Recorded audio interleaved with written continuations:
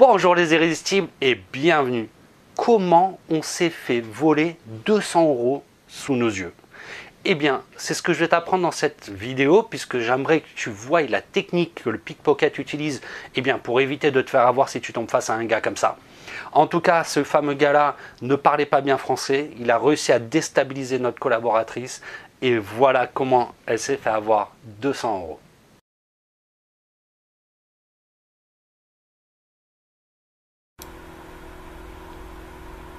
Ah, si t'as rien vu, c'est que tu viens de te faire avoir et il t'a eu. Je vais te remettre la scène, observe bien. Regarde bien ses mains, reste attentif sur les billets. T'as rien vu, tu viens encore de te faire avoir. Allez, je te le mets en ralenti, regarde. Regarde l'astuce. Donc là, tu peux t'apercevoir déjà, la première erreur qu'elle commet, c'est qu'elle rend les billets en une première fois et elle va rechercher de la monnaie. Ce qui laisse le temps au gars de prendre les billets dans les mains et déjà, tu peux avoir un doute. Donc, théoriquement, tu rends la monnaie une fois, tu gardes le billet du gars dans la main, tu prends la monnaie, tu poses la monnaie, tu as toujours son billet, comme ça c'est une preuve du montant qu'il t'a donné, et tu le poses.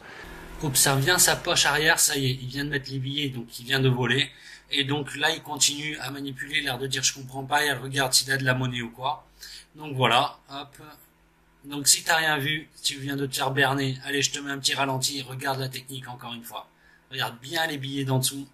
Hop, là, ça y est, ils sont pliés, ils sont dans la main, et hop, il glisse, il ferme la main, et c'est dans la poche.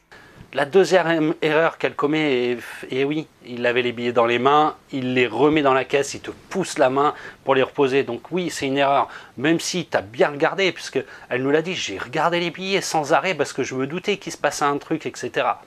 Troisième erreur, tu laisses pas passer quelqu'un derrière ta caisse qui parle français, pas français, peu importe, tu ne laisses pas passer derrière la caisse. Et s'il te rend la monnaie, tu recomptes avant de la poser dans la caisse. Et j'ai un doute sur la troisième, maybe, je sais pas, à voir, mais j'ai un doute sur le troisième quand même. Voilà les irrésistibles, vous avez vu un peu cette technique de passe-passe avec ses doigts qui fait tout ça sous vos yeux, puisqu'il met le plus gros billet au-dessus et il glisse donc les petits billets par en dessous. Donc voilà, si tu sens un peu l'embrouille, si elles sont deux, qu'il y en a un qui va voir tes produits revendre, que l'autre elle est à la caisse, qu'elle t'embrouille, etc.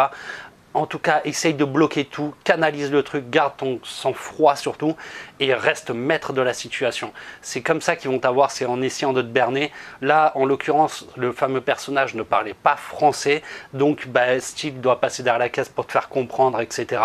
Et grâce à cette vidéo, on a su aussi qu'une commerçante d'une ville voisine qui s'est fait avoir par le même gars, puisque ça a permis de lui envoyer l'original, qu'elle voie un peu la tête qu'il avait. Effectivement, c'était le même gars. Donc voilà, on véhicule cette vidéo pour espérer, s'il y a d'autres personnes qui se sont fait avoir, qu'ils puissent nous contacter et qu'on puisse au moins bloquer ce fameux personnage.